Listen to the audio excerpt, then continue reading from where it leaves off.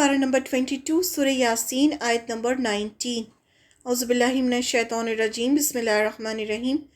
क़ालू उन्होंने कहा ताइरुकुम नहुसत तुम्हारी माकुम साथ है तुम्हारे आइन क्या इसलिए कि ज़ुक्किरतुम नसीहत किए गए तुम बल्कि अंतुम तुम कौमुन लोग हो मुस्रिफूना हद से बड़े हुए। रसूलों ने जवाब दिया तुम्हारी नहुसत तो तुम्हारे अपने साथ लगी हुई है। क्या ये बातें तुम इसलिए करते हो कि तुम्हें नसीहत की गई, यानी तुम्हें हम नसीहत करें इसलिए तुम ऐसी बातें कर रहे हो। असल बात यह है कि तुम हद से गुजरे हुए लोग हो। रसूलों ने कहा कि नहुसत की वजह तुम्हारा शिर्क और कुफ्र है, तुम्हारे आमाल का नतीजा है जो तुम्हारे साथ है, ना कि हमारे साथ, जिसकी वजह से अल्लाह ताला नाराज़ है। जब हम कुफ्र और शिर्क करते हैं, गलत काम करते हैं, तो उसकी सज़ा फिर हमें ही भुगतनी होती है। तुम्हारी नहुसत तो तुम्हारे अपने साथ लगी हुई है।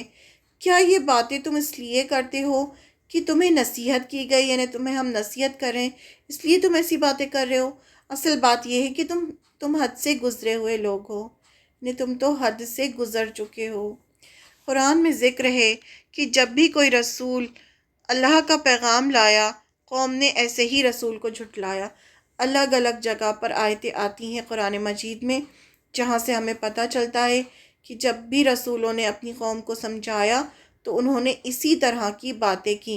सूरह इब्राहीम आयत नंबर 11 में पैगम्बरों ने उनसे कहा कि हाँ, हम तुम्हारे ही जैसे आदमी हैं, लेकिन अल्लाह अपने बंदों में से जिस पर चाहता है नबूवत का एहसान करता है, और हमारे इख्तियार की बात नहीं कि हम अल्लाह के हुक्म के बग़ैर तुमको तुम्हारी फरमाइश के मुताबिक मौजज़े दिखाएं, और अल्लाह ही पर मोमिनों को भरोसा रखना चाहिए। दूसरी जगह से हमें पता चलता है कि रसूल जो भी अल्लाह ने रसूलों को भेजा उन्होंने इस तरह से बात की। फिर सूरह कमर में आता है और कहा कि भला एक आदमी जो हम ही में से है, हम उसकी पैरवी करें, यूं तो हम गुमराही और दीवानगी में पड़ गए। यानी कौम ने ऐसा कहा।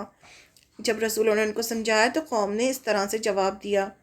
फिर सूरह तगाबुन में भी आता है कि ये इसलिए कि उनके पास पैगंबर खुली निशानियां लेकर आते तो ये कहते कि क्या आदमी हमारे हादी बनते हैं, यानी हमें हिदायत देंगे, तो उन्होंने उनको ना माना और मुंह फेर लिया। यानी कौम ने ऐसा ही किया है। जब जब पैगंबरों ने उनको अल्लाह की तरफ बुलाया तो कौम का यही रवैया था, और अल्लाह ने भी बेपरवाही की, और अल्लाह बेपरवाह और सज़ावार हम्द और सना है।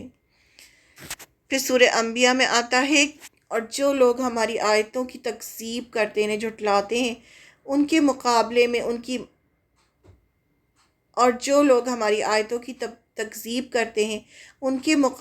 उनकी मदद की, यानी अल्लाह ने, वो बेशक बुरे लोग थे तो हमने उन सब को गर्क कर दिया।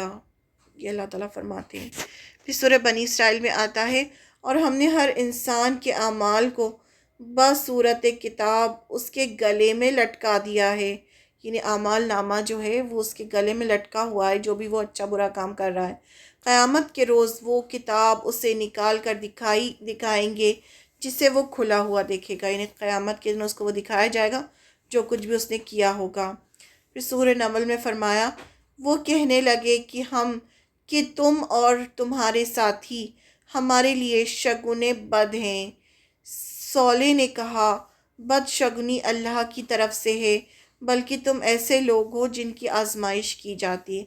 ने पैगंबर से कहा कि तुम जो बदशगुन हो, हमारे लिए तुम मुसीबतें ला रहे हो। तो सौले अलैहिस्सलाम ने कहा कि ये सब जो भी है अल्लाह की तरफ से है और ये सब तुम्हारी आजमाइश के लिए है।